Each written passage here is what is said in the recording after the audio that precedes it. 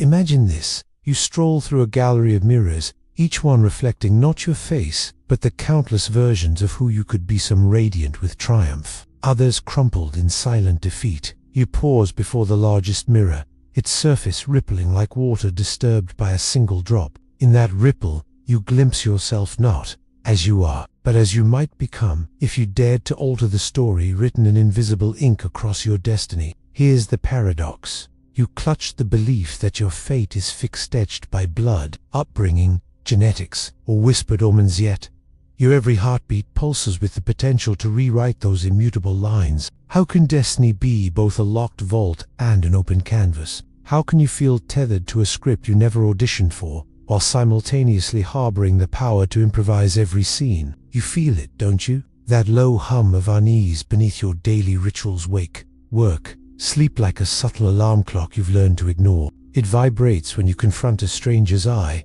when you linger too long over an unfinished project, when you lie awake, wondering if this is all there is. It's the dissonance between your external calm and the tumult inside, where unspoken questions gnaw at your confidence. What if you're not merely the product of circumstance, but its secret architect? What if every choice you make, even the imperceptible ones in how you shift your weight, in the stories you'll replay at night, echoes through the corridors of time, reshaping your future before it's written? And what if the changes that matter most occur not with grand gestures, but in the silent chambers of the mind? Consider the invisible domino you tip when you decide to pause mid-thought and observe, instead of react. You might shrug off that moment's just a flicker of awareness, but ripples spread further than you imagine. A friend senses your stillness and asks, "Are you okay?" In that question, you grant permission for deeper conversation. Words emerge that were once lodged behind fear, and in speaking them, you unshackle a part of yourself. A single domino, unseen by most, sets in motion a chain that could redirect your life's trajectory. Yet most people never notice the dominoes. They march through life with eyes trained on billboards promising instant transformation, new diets, new habits, new mentors, each one louder than the last. Each one screaming that the secret lies out there. They chase the glittering solutions, their hearts pounding with desperation until they collapse in the arms of another flashy promise, never suspecting that the real lever of change sits quietly at the junction of thought and being. Picture two travelers on the same road. One carries a heavy pack stuffed with doubts, regrets, and whispered should have been. The other carries a single, empty box labeled possibility. Both see the same obstacles, rocks, fallen trees, steep hills, but the first traveler is to weighed down to lift their gaze. The second sees every barrier as an invitation to improvise. A rock becomes a seat to rest and rethink. A fallen tree becomes a bridge to cross. Who, then, is truly bound by destiny, and who stands on the cusp of rewriting it? You may scoff, convinced you're neither traveler, but simply yourself, unchanging and but lingering behind that certainty lies the most unsettling question of all. If the weight you bear is the story you've told yourself for years, what happens when you drop the pack? What if dropping it doesn't mean surrender, but liberation? And so the great question emerges, echoing in the silent hall of your mind. Can you change your destiny without a single word? Can you pivot the axis of your future by moving in secret, by breathing new patterns into the neural pathways you've worn smooth with habit? Do you dare to find out? As the ripples fade on the mirror's surface, a faint glow begins to emanate from behind it, an invitation to step through into the uncharted realm where silence wields more power than speech, and subtle shifts yield seismic transformation. There, hidden beyond the reflection,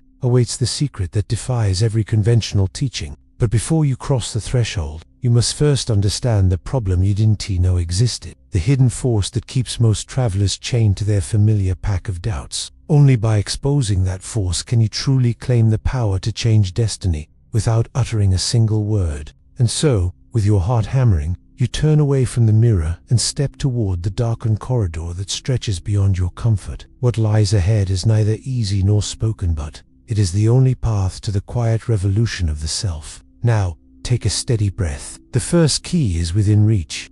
You step into the corridor beyond the mirror, its walls alive with whispers. You can't quite hear soft intonations of fear, longing, and unspoken yearnings. In this dim passage, the air thickens with the hidden problem that underlies every soul-bound destiny, the silent scripts etched deep within your psyche, written long before you learned to speak. What if the true chains on your freedom are not forged by external circumstance, but by the subconscious patterns you've internalized? Carl Jung spoke of the shadow, that part of the self you refuse to see, yet which exerts a gravitational pull on every choice you make. You may imagine yourself the master of your decisions, but how often do you repeat reactions born from old wounds, replaying lines written by childhood fears or ancestral voices? Ask yourself, are your protests of independence sincere or merely rehearsed defiance handed down through generations? Friedrich Nietzsche declared that he who has a why to live can bear almost any how. Yet too often our why is borrowed again, an inherited creed from parents,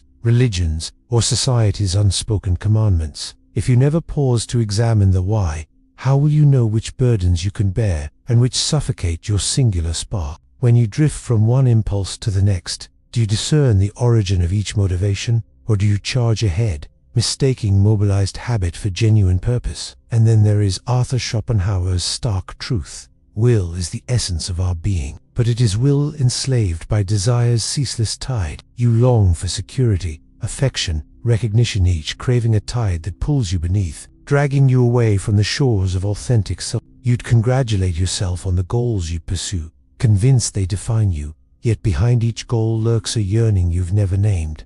Dare you name it, or will you continue to chase after shadows, believing that fulfillment lies in external conquest? Look around this corridor now.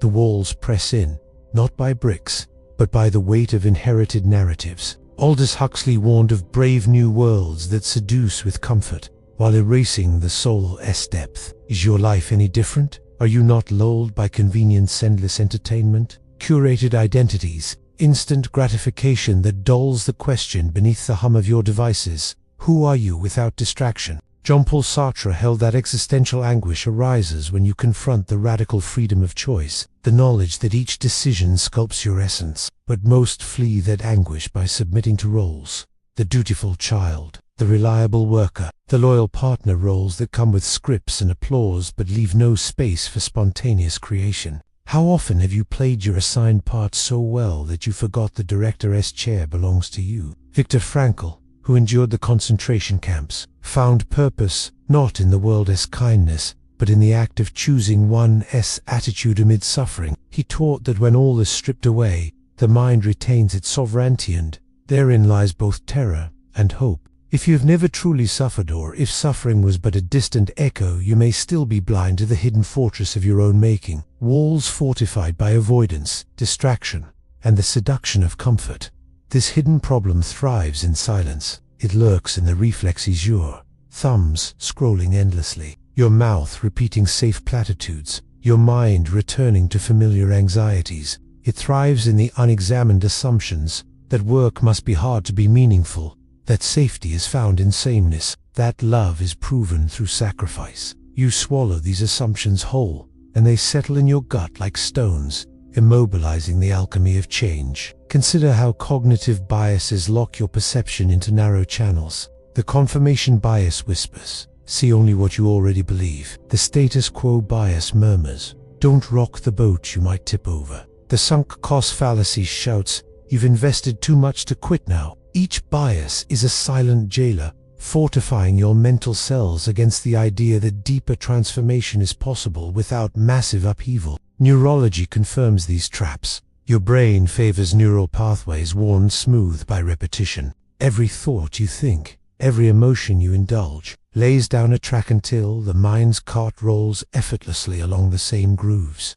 Breaking free seems like facing an avalanche. The weight of habitual thought is immense. Yet what if you could reroute the avalanche, not by blasting it with force, but by redirecting a single pebble, and society? It plays its part in this subterranean drama. Culture, scripts, our roles from birth, degrees, then jobs, then families, then deviate from the script at your paralostracism awaits. In this vast theater, conformity is rewarded more generously than innovation. You'll learn to quiet the whispers of your own intuition, lest they collide with the roar of the collective. So you store your secret desires in locked boxes, convinced they're too fragile or too dangerous to reveal. But every locked box creates its own pressure. Every suppressed impulse festers, driving you toward the very behaviors you despise. You may outwardly champion growth and change, yet secretly cling to your invisible script, because freedom without a map feels like drowning in the open sea. Better to tether yourself to a known lie than drift aimlessly with truth. Do you feel the tightening in your chest? That is the hidden problem at work. The union of unexamined self, wired reflexes, and cultural shackles. It feeds on silence and complacency, growing stronger each time you settle for the visible world and ignore the seismic shifts possible beneath your awareness. And here is the haunting realization.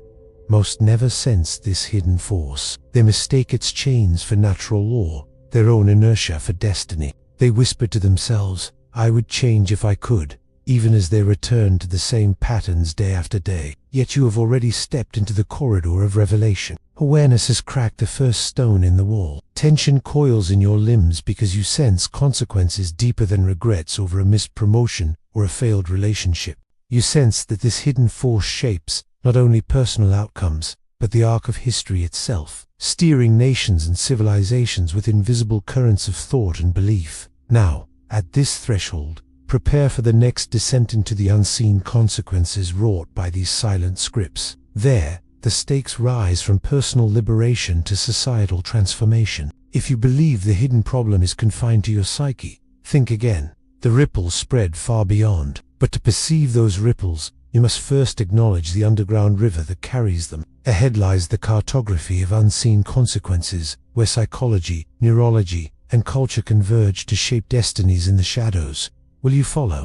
You press onward, the corridor widening into a vast cavern whose ceiling disappears into a swirl of shadows. The air is cooler here, tinged with a faint electric charge as if the very walls pulsed with unseen forces. With each step, the echoes of your footfalls mingle with distant, almost imperceptible murmurs. The laughter of strangers, the hiss of market stalls, the roar of collective applause. These are the hidden consequences at work, weaving your private patterns into the tapestry of the world. Imagine standing at the edge of a still pond. You toss a pebble one subtle shift in thought and watch concentric rings form. Each ring travels outward, first brushing your own reflection, then kissing the banks, then dissipating into the vastness beyond. In the same way, every silent decision you make sends ripples through your relationships, your community, even the currents of history. But because these waves are invisible, you discount their power. You assume your choices end with your daily routine, yet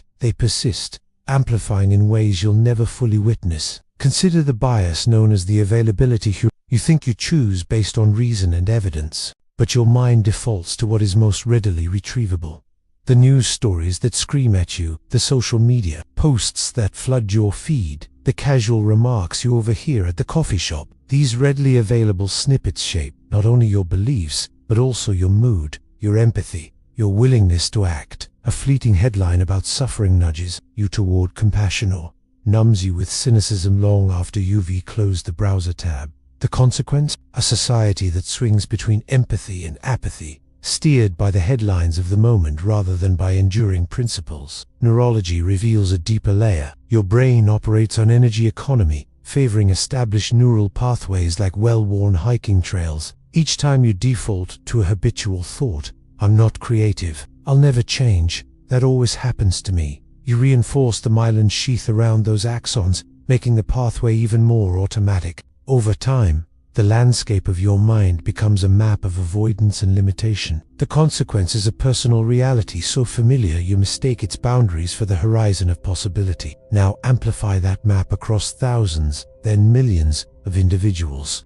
Cultural conditioning cements collective norms. Success is measured by salary, status, and social media metrics. Happiness by instant gratification and sensory overload. Identity by the banners you join and the labels you wear. Each person's internal map contributes to a larger mosaic, one where bold risk is shunned, where conformity is nurtured, and where dissent is sanitized or demonized. The unseen consequence is a civilization that prizes safety over creativity, that equates comfort with progress, and that mistakes collective inertia for social stability. Look at history's turning points. Rarely do they erupt solely from grand proclamations or charismatic leaders. More often, They blossom from countless small acts of dissent.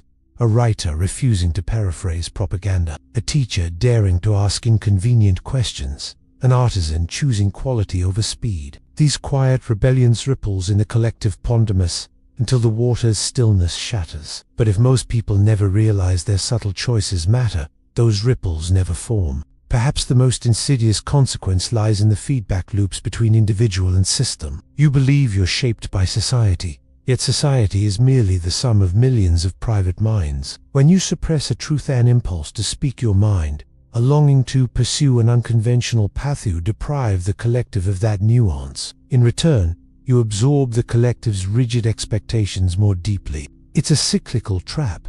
Private silence begets public sameness. Public sameness reinforces private silence. And so the cavern grows ever larger, its walls expanding outward until it appears endless. Pause to feel the weight of that cavern. You may shrug off your supposed insignificance, insisting that one person's quiet choices cannot move mountains. Yet mountains are not formed in a day. They rise from sediment settling in layers, each one small, each one nearly invisible. Your choices are those sediment layers, the way you greet a stranger, the stories you choose to tell yourself, the moments you decide to pause and observe rather than react. These layers accumulate, sometimes building peaks of possibility, sometimes creating chasms of division. And then there are the emotional consequences. When you ignore the tug of your own intuition, you incur an inner split. Call it cognitive dissonance, call it existential tension. You go through the motions of a life unconsciously selected, but inside,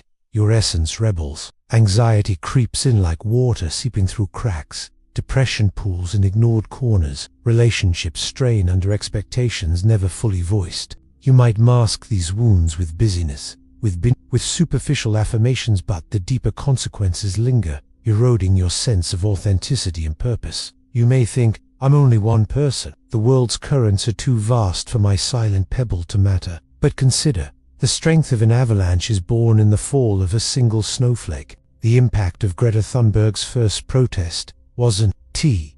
The one voice in the Swedish parliament, T, was the spark that ignited a global movement. The world changes when enough individuals choose authenticity over acquiescence, when they recalibrate their internal compass despite the roar of collective inertia. Now, you stand amid that cavern of unseen consequences, heart pounding with the realization that the only way out is to become the pebble that reshapes the pond. But how? You feel the cavern's chill, the gravity of silent conformity pressing on your shoulders. Behind you, the corridor leads back to the mirror where you began. Ahead lies deeper darkness, where the next secret awaits. Do you retreat to the safety of knowing less, of believing you're unaffected? Or do you lean forward, toward the unknown force that can rechart your destiny without a single aloud word? The cavern seems to pulse, as if inviting you to tip the first true domino in this web of consequences. The path forks. One side curls back into the comfort of unawareness. The other plunges into the rebellion that promises both peril and liberation. In the hush before you choose, feel the weight of unseen consequences. Every silent yes, every unspoken no, shaping the world beyond these walls. Now, steel yourself for the next stage where the rebellion begins, the radical shift that defies every rule you've ever known. There, you will learn how to topple the silent towers that bind you, how to ignite your hidden spark, and how to quietly change your destiny with intentional, wordless acts. But first, absorb the full urgency of these consequences, for only then will the rebellion have its true power. You inhale the stale air of the cavern one last time before stepping onto the narrow, winding path that rises toward a faint, pulsing glow. This light isn't the warm embrace of the sun. It is the spark of rebellion kindled in the silent chambers of your mind. Here, words fall away, replaced by the subtle language of intention, posture, and unseen resolve. Imagine turning the lens of your life 90 degrees, so that what once appeared vertical now stretches horizontally. Your goals, regrets, and fears laid out like terrain before you. To break free, you must leap across that axis shift. What if instead of chasing an outcome, you pursued a pattern of small, deliberate omissions? The omission of a complaint, the omission of a rushed reaction, the omission of a thought that diminishes your potential. Each omission is a seed of rebellion, a refusal to fertilize the weeds that have overrun your inner garden. You may balk at the idea of a mission. Isn't change about adding new habits, new skills, new affirmations? You ask. Counterintuitive though it seems, subtraction often wields more power than addition. Just as a sculptor reveals the statue within the marble by chiseling away the excess, you reveal your authentic self by removing the layers of conditioned response. Begin by noticing the slightest impulse to react to an irritation in traffic, a flicker of defensiveness in conversation, and choose to withhold the usual response.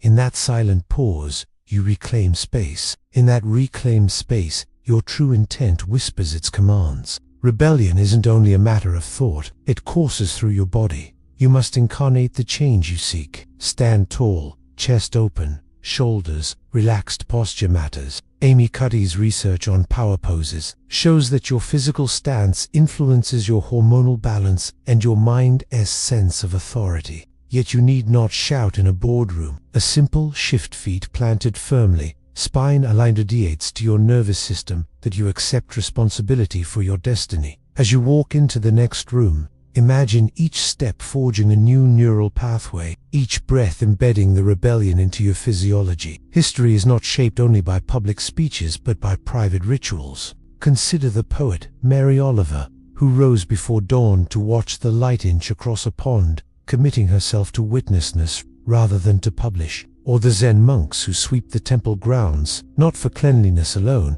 but to cultivate presence with every leisurely stroke of the broom. Your rebellion demands a personal ritual, an act so small that no one observes it, yet so profound that it realigns your inner compass. Perhaps it is closing your eyes before you check your phone, breathing 3 intentional counts, or speaking aloud one unspoken truth as you gaze at your reflection, then letting it dissolve back into silence. These rituals are invisible to the world, but they altered the terrain of your mind. To rebel in silence, enlist the aid of unlikely partners. Fear, the emotion you have long perceived as an adversary, can become your collaborator. In the tightness of your chest lies the raw data of what truly matters to you. If you feel fear about voicing an idea, that idea may be your catalyst. Observe the tremor, trace its origin, and then whisper to yourself, I walk toward this fear. You need not announce it to anyone. The mere act of naming it in your mind shifts your relationship with anxiety. Similarly,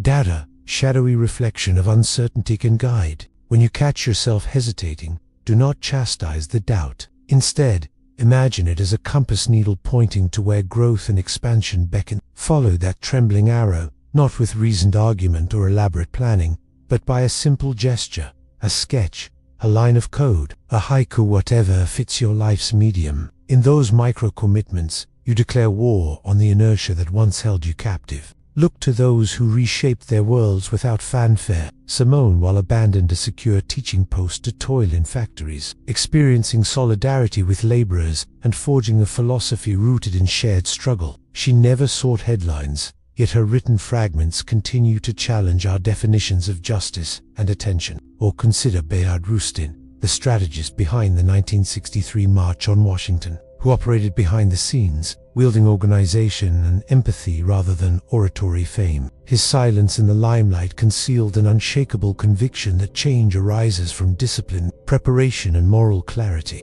Then there is the practice of stealth activism in totalitarian regimes, citizens whispering banned poetry, traders surreptitiously exchanging hidden symbols, teachers embedding seeds of critical thought in innocent stories. These rebels understood that the loudest roar often invites the most formidable pushback. The softest hum can unsettle foundations over time. Your rebellion unfolds in systems of subtle triggers and rewards. Design environments that encourage the silent choices you need.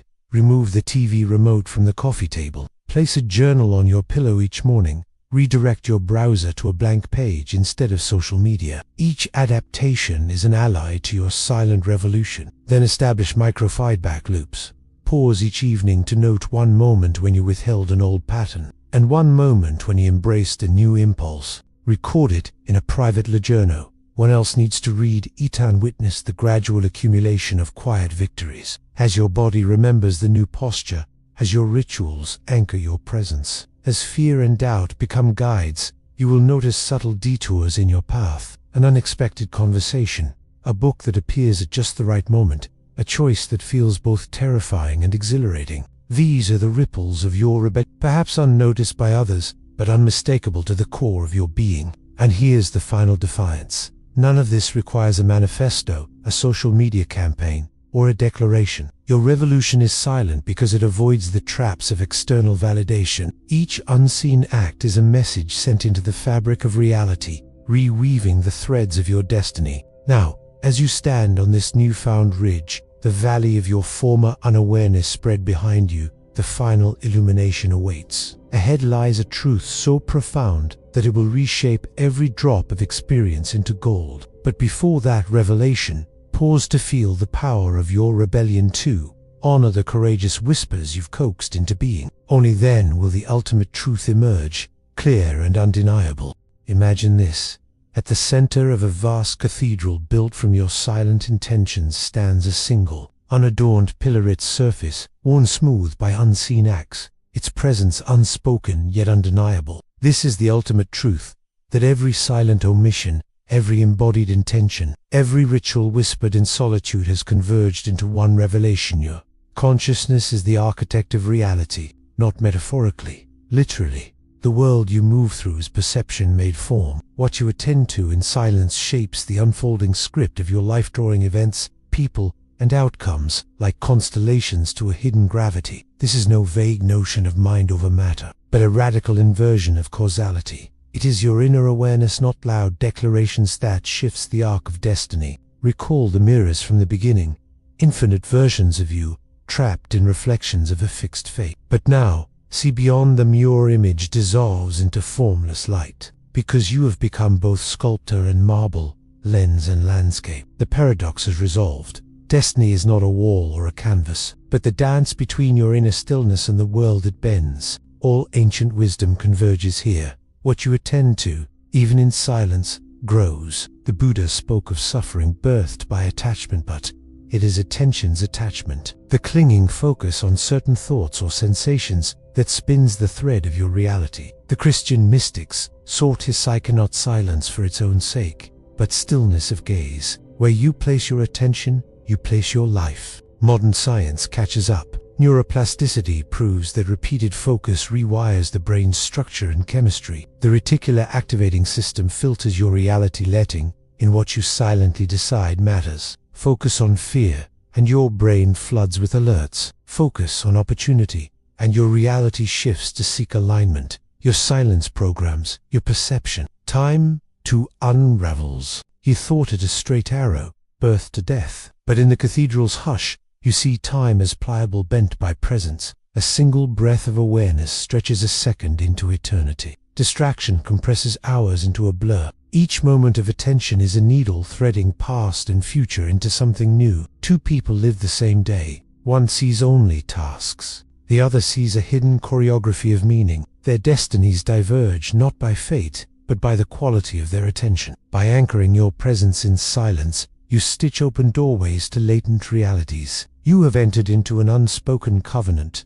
The world reflects your inner gaze. This is not wishful thinking. It is resonance. Like tuning a frequency, your intention shapes the wavelength of circumstance. You stop chasing alignment and begin generating it. But this covenant demands integrity. If you'll yearn for freedom while clinging to comfort, crave growth while numbing discomfort, the world reflects the static. Doors open and close, signals become noise, clarity of intention becomes your compass, and silence becomes the forge. Within you lies a compass, not loud, not certain, but felt. A soft loosening in your chest, a clarity behind your eyes, a widening of space between thoughts.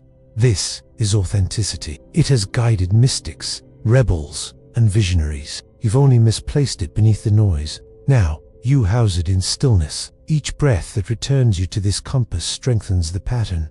Doors open quietly. Conversations resonate without effort. The world begins to mirror the truth within you. You become the source, not the sail. With this, a new mythos awakens. Not the warrior conquering fate, but the silent magician sculpting reality from attention. There is no final battle, only a continuous co-creation between your evolving consciousness and the infinite potentials waiting to meet it. Your life becomes a poem written in invisible ink only, revealed by living with awareness. And what of words? They remain tools but not the architects. Words describe the cathedral, but cannot raise its stone. The true transformation happens in the quieter domain of embodied intention. Picture yourself again at day's end. You sit before the great mirror, but this time, no reflection returns. Only a doorway of light. You rise and walk through. The ground beneath hums with creation. The sky ripples with auroras of possibility. Behind you, the cathedral dissolves into stardust. Ahead, the universe listens. In that stillness, you realize you are destiny's quiet architect, not ruled by fate, but the blueprint itself. Each silent yes, each fear withheld, each small act of invisible courage, all have conspired to build this moment. The secrets of omission, embodiment, ritual, and resonance are no longer secrets. They are you. You bow not in surrender, but recognition of the dance between self and world, of the silence where creation begins. And as you walk into the light, the story unfolds, not by noise, but by the weight of your presence. The world will follow, one silent breath at a time.